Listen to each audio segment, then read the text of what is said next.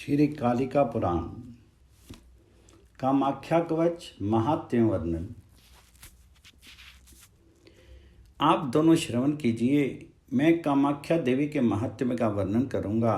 हे वेताल, हे भैरव, अंगों के सहित उस रहस्य से युक्त को आप दोनों सुनिए। एक बार भगवान विष्णु शीघ्र ही अपने वाहन गरुड़ के द्वारा गमन करते हुए नील पर्वत पर विराजमान कामाख्या देवी के समीप में प्राप्त हुए थे। उस परम श्रेष्ठ पर्वत पर पहुंच करके उनका ज्ञान प्राप्त करके उन भगवान शिव ने गरुड़ को गमन करने की गति में चलो चलो इस प्रकार से प्रेषित किया था। समस्त जगतों को समर्पण करने वाले महामाया कामाख्या देवी ने उन भगवान श्री विष्णु को गरुड़ के साथ आते हुए जान करके आकाश में ही स्तंभित कर दिया था। वे गमन करने के लिए समुद्यत थे, किंतु महामाया की भी माया से ऐसे मोहित हो गए कि ना तो आगे गमन करने में और ना वापस आगमन करने में समर्थ हुए और विद्ध की ही भांति वहीं पर स्थिर हो गए। भगवान गरुड़ को गमन करने में असमर्थ देख करके बहुत क्रुद्ध हुए और उस श्रेष्ठ पर्वत को उत्साहित करने के लिए समुद्यत हुए। इसके अनंतर जगतों के स्वामी श्री विष्णु ने अपने करों के द्वारा उस पर्वत को हिलाने में समर्थ नहीं हुए, अर्थात तनिक भी नहीं हिला सके। जिस समय में उस पर्वत को चालित करने की इच्छा और प्रयत्न करते हुए केशव भगवान को देखा था, तो महादेवी कामाख्या बहुत ही क्रोधित हुई थी और उस देवी से सिद्ध सूत्र के द्वारा भगवान वैकुंठनाथ को गरुड़ के साथ बांध दिया था। उनको सिद्ध सूत्र से बांधकर ग्राह अग्र क्षीर समुद्र में देवी ने वहीं से उनको प्रक्षिप्त कर दिया था और वे संक्षेपण करने में तल में प्रपतित हो गए थे। सागर के तले में प्राप्त हुए उन भगवान केशव को फिर भी अपनी माया से मंत्रित करके वहाँ पर समाक्रांत होकर के सागर के तल में स्थित हुए उनको ग्रहण कर लिया था। उन केशव प्रभु ने बड़ा भारी प्रयत्न किया, सागर के तले से ऊपर और महान प्रयत्न करते हुए भी रहे कि पुनः उन्मज्जित हो जाएंगे। हरि ने सब कुछ यत्न किया कि उनके असार और प्रसार को उस देव ने रोक दिया। इसके अनंतर वे प्रज्ञान से रहित हो गए तथा असार प्रसार से अर्थात हिलने से भी डुलने से भी शून्य हो गए थे और गरुड़ के ही साथ वे चिरकाल तक सागर के जल के तले में ही शीर्ण रहे थे। सृजन करने के लिए जब उनकी बहुत खोज की गई तो उनको सागर के तले में समवस्थित हुए हरि को पाया और वे ऐसे विशीर्ण हो रहे थे जैसे कोई साधारण प्राणी होता है। सृजन करने वाले लोगों के पिता में ब्रह्मा जी ने गरुड़ के सहित उनको प्राप्त करके उन्होंने अपने दोनों करों के द्वारा ऊपर लाने की भी इच्छा की, किंतु लोकों के पिता में भी उनको उपलावित करने के समर्थ नहीं हुए और स्वयं भी देवी की माया से बद्ध होकर के विस्मय करते हुए ही स्थित रह गए। वे समस्त देवगण जिनमें इंद्र सबके नायक थे, सब के सब खोज करते हुए बहुत अधिक समय में उन्होंने सागर के दूषित जल के मध्य में उन दोनों को प्राप्त किया और फिर सब इंद्र आदि देवों ने उनको से ऊपर लाने का बड़ा भारी प्रयत्न किया था, किंतु वे भी ऐसा नहीं कर सके। इसके अनंतर वे सब देवगण भी देवी की माया से अत्यधिक मोहित हो गए। जिस रीति से जल के तले में भगवान विष्णु और ब्रह्मा जी स्थित थे, उसी प्रकार से वे सब भी वहीं पर संस्थित रह गए। उस समय में देवगुरु बृहस्पति भी सबकी खोज करते हुए चले गए और हिमालय और की शिखा पर विराजमान महादेवी के समीप पहुँचे। देवों के द्वारा पूजित महादेव जी ने देवों का संपूर्ण वृत्तांत उनसे पूछा था।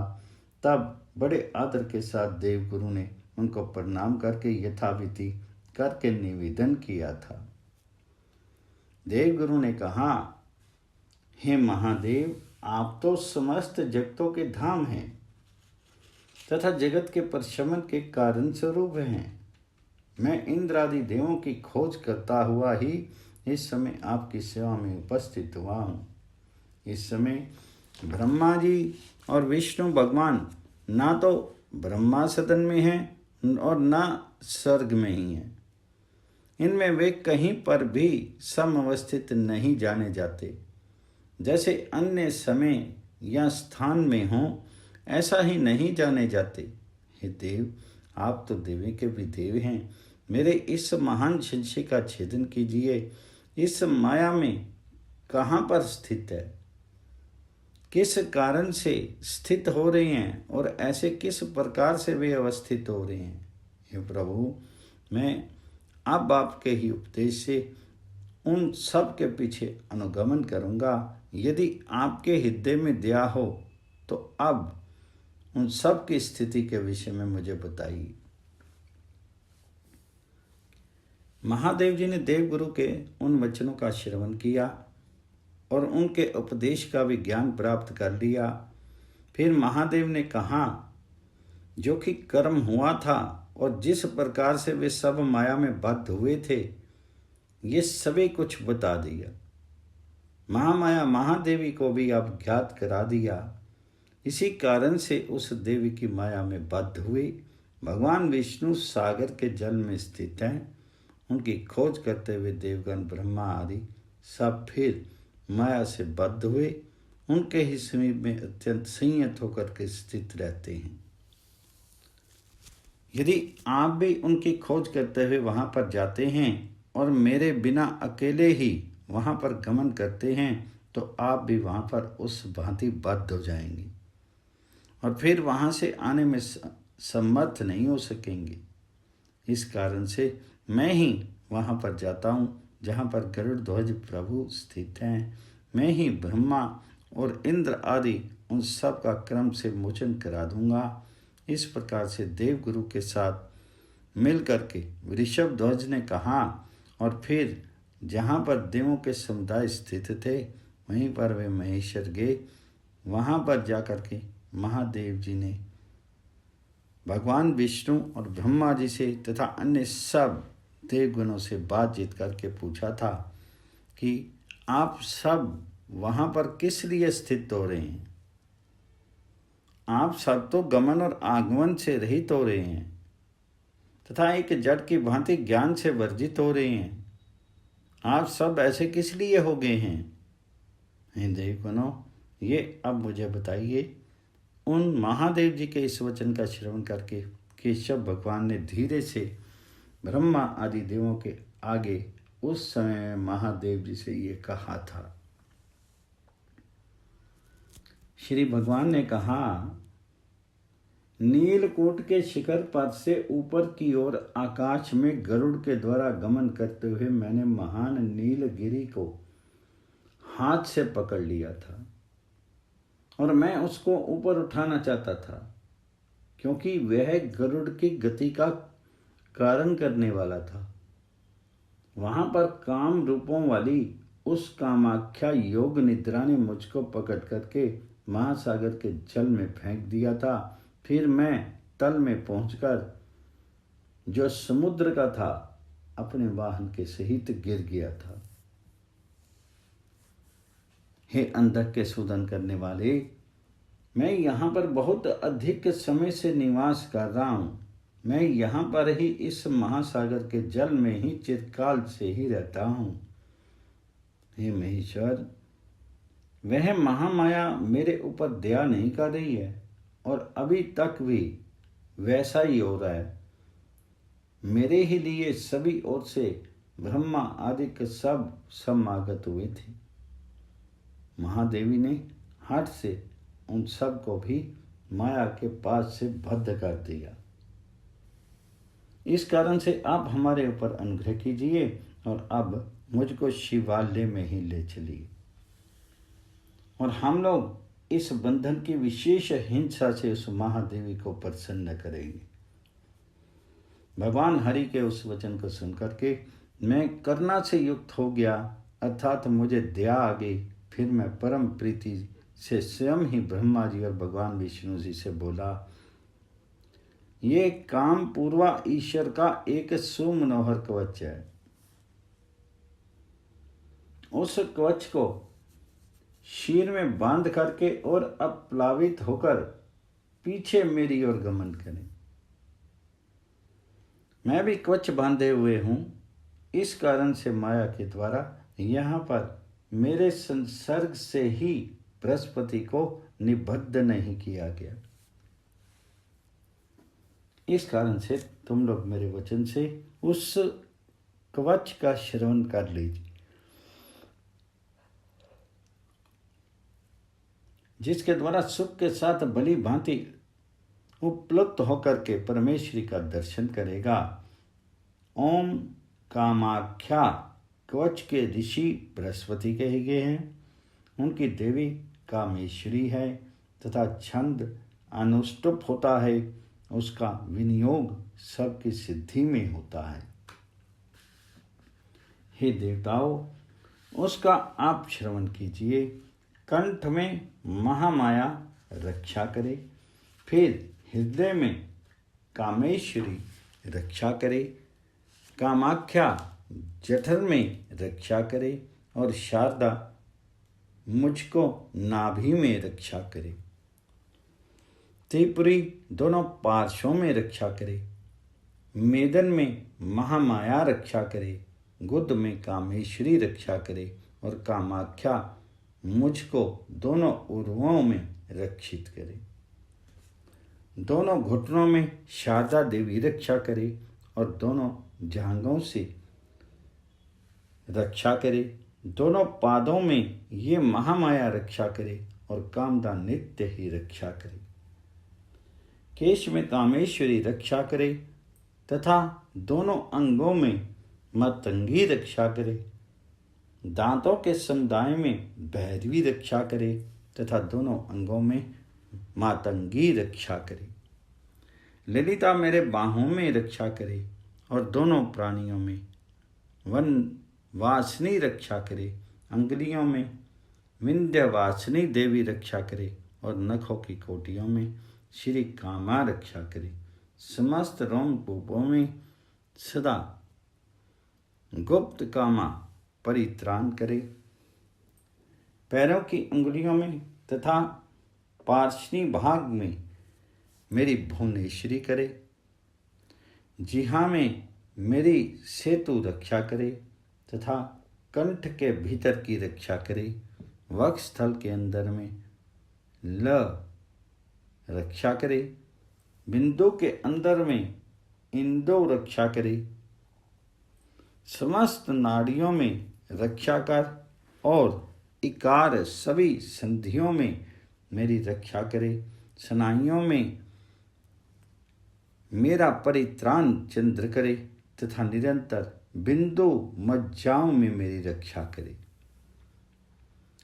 पूर्व दिशा में, आग्नेय में, दक्षिण में तथा नैऋत्य में, वायव्य में, ईशान में, कुबेर में, हर मंदिर में प्रत्येक में उनको देवों ने तत्क्षण में आरोहण कर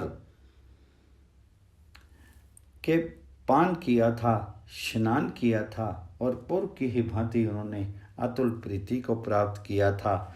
वे सब निरोग होकर के अर्थात परम स्वस्थ होते हुए वहाँ से गमन कर गए थे और परम विस्मय से आकृष्ट चेतना वाले हो गए थे। ये सभी स्तवन करते हुए तथा प्रस्तवन करते हुए गए थे, जो कि कामाख्या देवी के योनि मंडल की स्तुति करते हुए ही वहाँ से गए। इसके अनंतर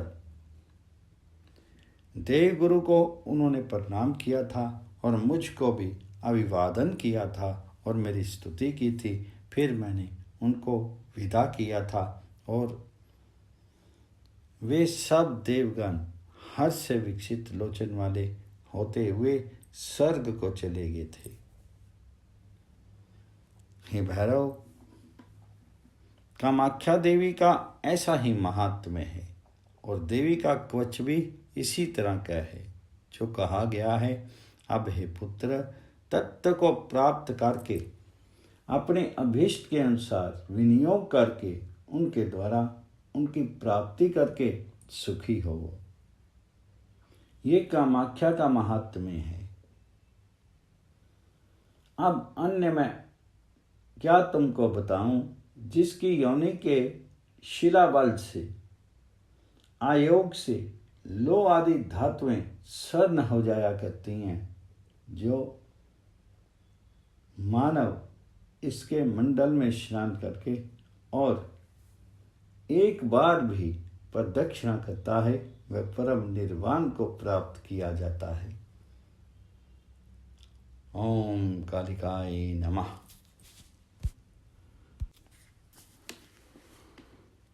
श्री कालिका पुराण में मातृका न्यास वर्णन। श्री भगवान ने कहा, हे बेताल भैरव, आप तुम मातृका न्यास का श्रवण करो, जिसके द्वारा मनुष्य भी किए जाने से देवत्व को प्राप्त कर लिया करता है। वाघ और ब्राह्मणी प्रमुख हैं, जिनमें ऐसी देवियां मातृका पर कीर्तित की गई हैं। उनके प्रयोग किए हुए मंत्र और सब व्यंजन तथा स्वरों को जो चंद्र बिंदु से समन्वित हैं, सभी कामनाओं के प्रदान करने वाले हैं। मातृका मंत्रों का ऋषि ब्रह्मा ही कहे गए हैं। इनका छंद गायत्री कहा गया है और इनका देवता सरस्वती देवी है। शीर बुद्धि मुख्य में और सब कामार्थ साधन में विनियोग सुनिर्दिष्ट किया गया है, जो मंत्रों की न्यूनता के पूर्ण करने में होता है। आकार के समक आदि वेग हैं, जो प्रथम कहा गया है। वहां पर स्थित चंद्र बिंदु से संयुक्त उन अक्षरों से बाहर आकार का उसी भांति उच्चारण करके तथा अंगुष्ठों से नमा इसको कह करके सबसे प्रथम अंगुष्ठों से मातृका मंत्र का न्यास करना चाहिए। ये सब चंद्र बिंदुओं से युक्त सब ओर से ही करने चाहिए। ह्रस्व इकार से और दीर्घ इकारान क वर्ग से पूर्व की भांति, जिनमें स्वाहा अंत में ऐसा वर्ग को और एकारांत से होम को अनामिकाओं के जोड़े में है, भैरव नियत रूप से वहां पर न्यास करें। ओंकार जिसके आदि में हो, ऐसे वर्ग को और अशेष को ओंकार वाला तथा वोषट अंत में लगा करके कार्य की सिद्धि के लिए कनिष्का में न्याय करना चाहिए। अकार जिसके आदि में हो, ऐसे यकार आदि वर्ग से और श के अंत वाले से तथा अ ई अंत वाले बल को प्राणियों के पृष्ठों में न्यास करें। शेष भाग में वशटकार अस्त्र न्यास करना चाहिए। हृदय आदि 6 अंगों में पूर्व की ही भांति क्रम से न्यास करें। अंगुष्ठ जिनके आदि में हो, ऐसे उक्त वर्गों से क्रम से उसी प्रकार छहों से करें। फिर उस प्रकार से पाद, जानु, सवित, गोह और दोनों पार्श्वों तथा बस्ती से पूर्व की भी भांति अक्षरों के द्वारा क्रम से मंत्रों का न्यास करना चाहिए। दोनों बाहों में, दोनों हाथों में, कटी में, नाभि में, जठर में, दोनों स्तनों में उसी प्रकार छहों के द्वारा विन्यास का समाचरण करें। मुख में, चिबुक में, गंध में, दोनों कानों में, ललाट में, दोनों आँखों में, कक्ष में, षड्वर्गों में पूर्व की ही भांति न्यास करना चाहिए। रोमकूप में, ब्रह्मरंध्र में, क्षुधा में, दोनों जंघाओं में, नखों में, दोनों हाथों में और पादों में उसी क्रम से पूर्व की ही भांति समाचरण करना चाहिए।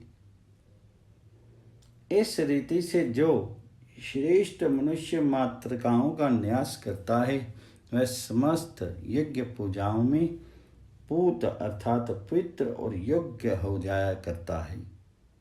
इससे परम श्रेष्ठ मंत्र कहीं पर भी विद्यमान नहीं है, जो सब कामनाओं का देने वाला, पुण्य में और चारों वर्णों का प्रदान करने वाला है।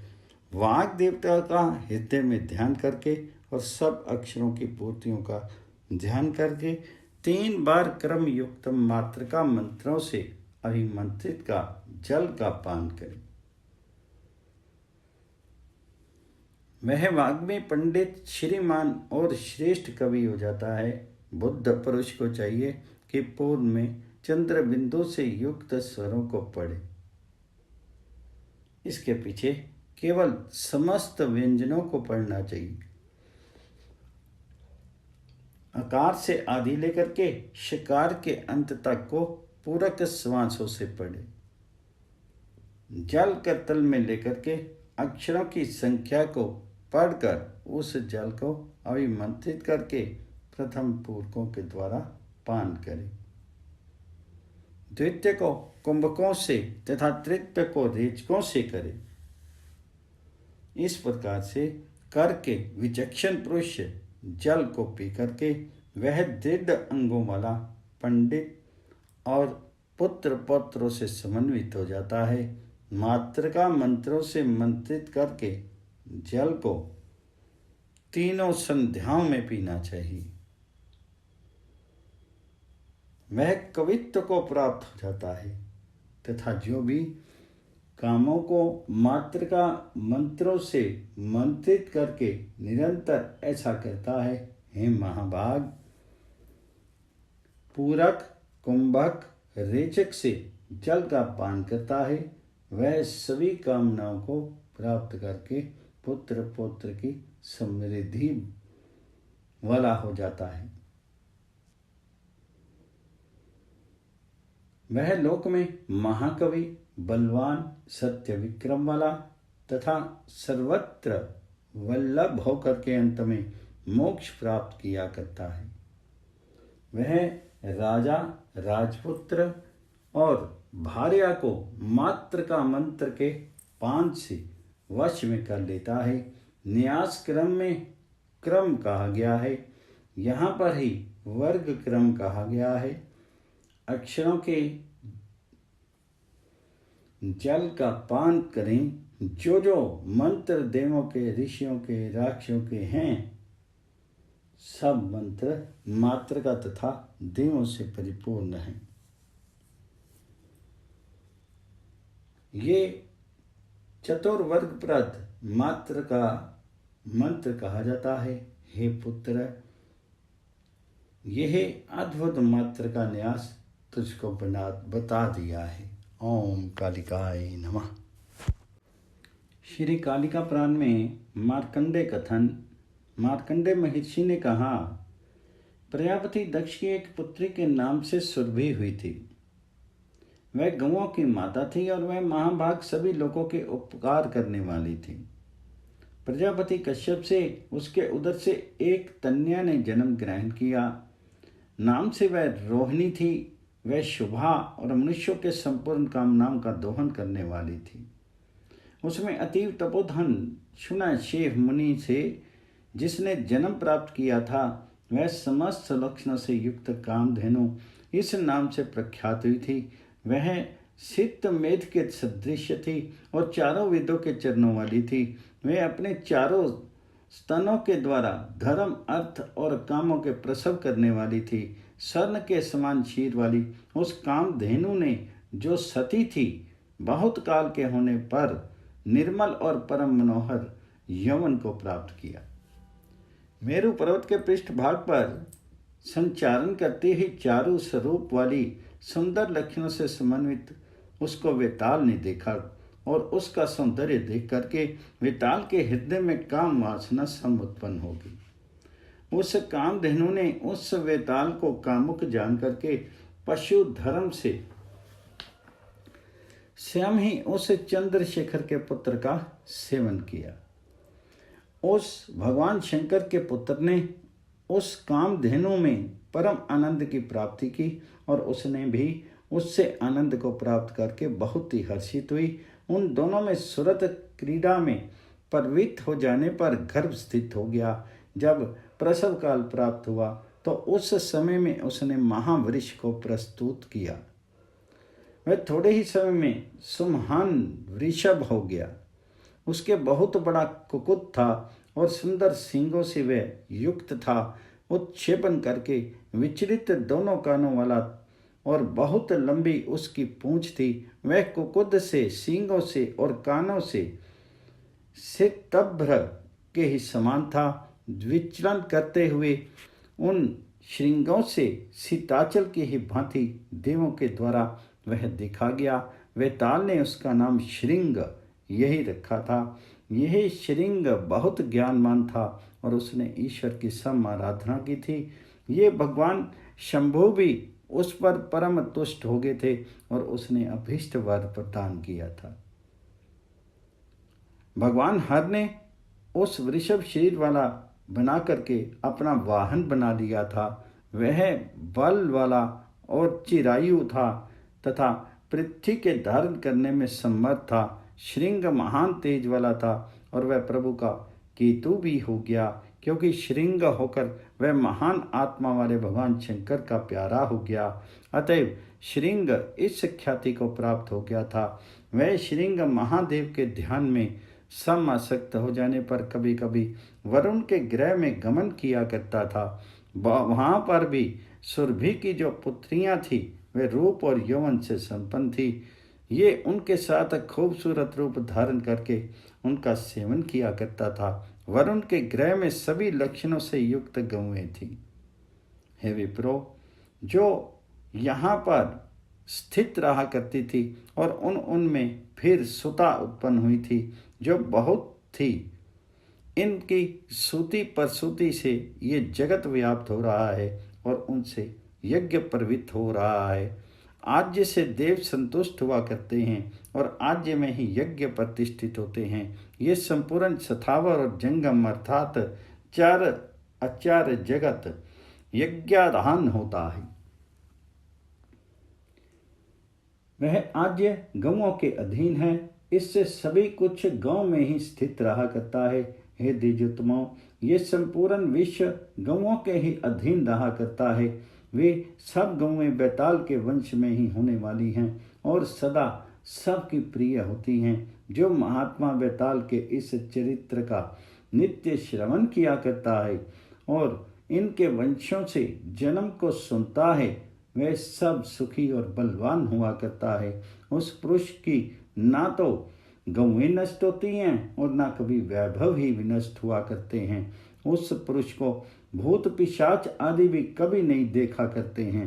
बैताल स्वयं ही उनकी निरंतर रक्षा किया करता है।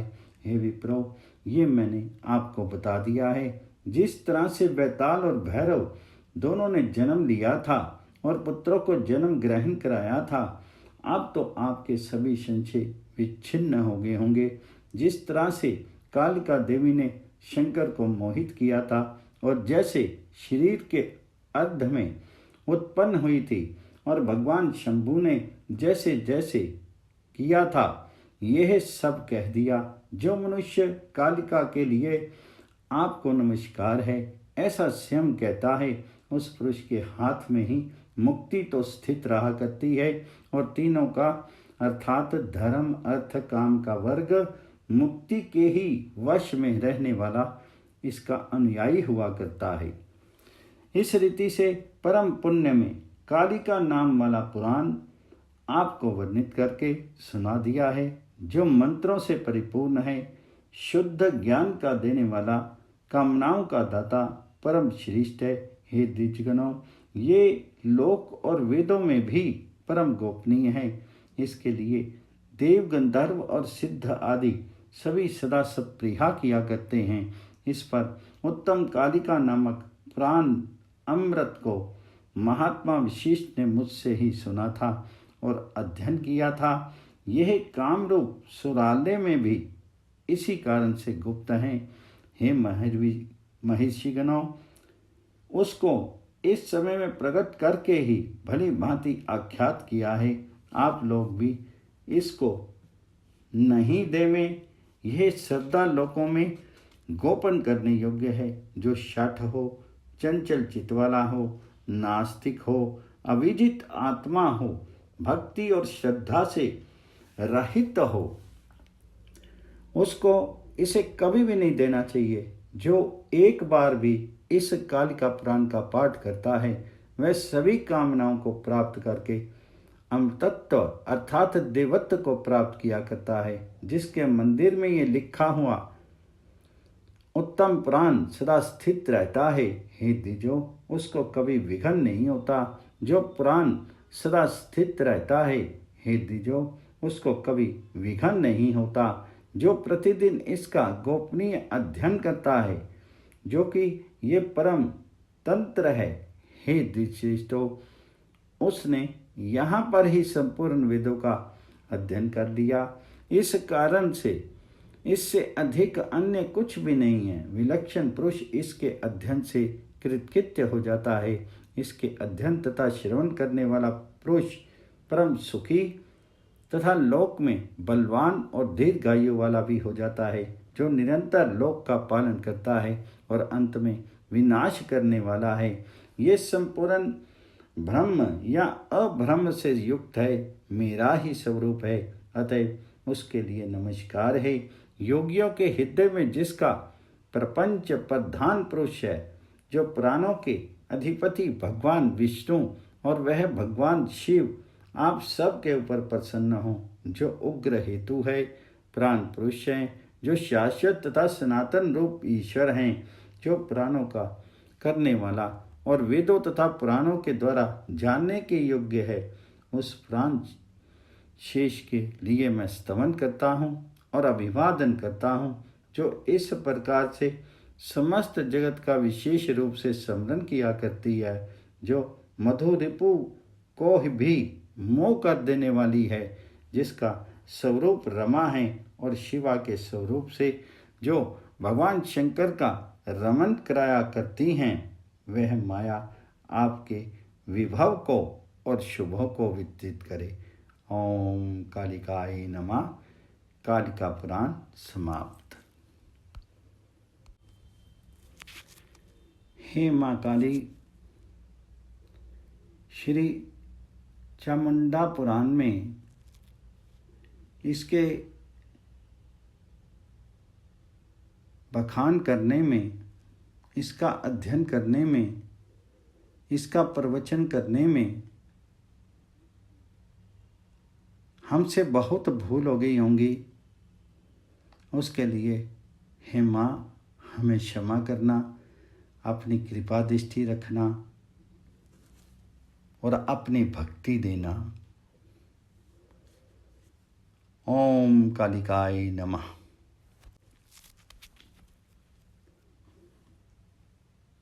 श्री काली जी की आरती। मंगल की सेवा सुन मेरी देवा, हाथ जोड़े तेरे द्वार खड़े, पान सुपारी ध्वजा नारियल, ले ज्वाला तेरी भेंट धरे। सुन जगदम्बा कर न विलंबा, संतन के भंडार भरे, संतन प्रतिपाली सदा खुशहाली, जय काली कल्याण करे।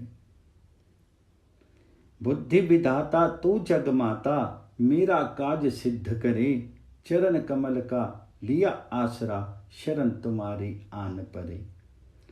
जब जब भीड़ परी भगतन पर, तब तब आए सहाय करे, संतन प्रतिपाली सदा खुशहाली, जय काली कल्याण करे। बार बार तय सब जग मोहियो, तरनी रूप अनूप धरे, माता होकर पुत्र खिलावे, कहीं भार्या ही भोग करे।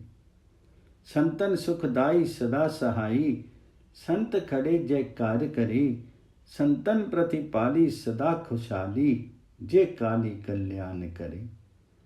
ब्रह्मा विष्णु महेश सह सफन, लिए भेंट तेरे द्वार खड़े, अटल सिंहासन बैठी माता, सिर सोने का छत्र धरे। होए सनेचर कुमकुम वर्णी, जब लांगुर पर हुक्म करे, संतन प्रतिपाली सदा खुशहाली, जय काली कल्याण करे। कुपित होई कर दानव मारे, चंड मुंड सब चूर करे। खड्ग त्रिशूल हाथ में लेकर, रक्त बीज को भस्म करे। शुंभ निशुंभ पछारे माता, महिषासुर को पकड़ धरे। संतन प्रतिपाली सदा खुशहाली, जय काली कल्याण करे। जब जब दया रूप को धारो, पल में संकट दूर करे। आदित्यवार आदि का राजत, अपने जन का कष्ट हरे। सौम्य स्वभाव धरा मेरी माता, जन की अर्ज कबूल करे। संतन प्रतिपाली सदा खुशहाली, जय काली कल्याण करे। सिंह पीठ पर चढ़ी भवानी, अटल भवन में राज करे। दर्शन पावे मंगल गावे, सिद्ध साधु चर भेंट धरे। ध्यान धरत ही श्री काली को, चार पदारथ हाथ परे। संतन प्रतिपाली सदा खुशहाली, जय काली कल्याण करे। ब्रह्मा वेद पढ़े तेरे द्वारे, शिव शंकर जी ध्यान धरे। इंद्र कृष्ण तेरी करे आरती, चवर कुबेर डुलाए करे।